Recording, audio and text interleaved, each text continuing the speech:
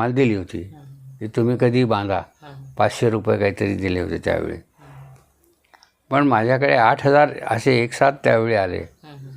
तर मी असा विचार केला की चला आपण ते झोपडं बांधून टाकू भाड्याच्या घरात राहण्यापेक्षा.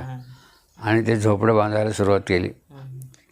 तर मी स्वतःवरच विनोद केला की कबीराने असं म्हटलं होतं की कबीरा खडा बाजार में लिए लुकाठी हात, जो घर फुंके अपना चलो हमारे साथ.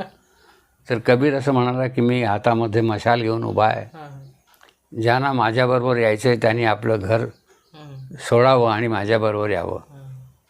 तर मी असा विचार केला की कबीराने घर सोडायला सांगितलं, पण कबीरामुळे मला झोपडं मिळालं, मला घर मिळालं.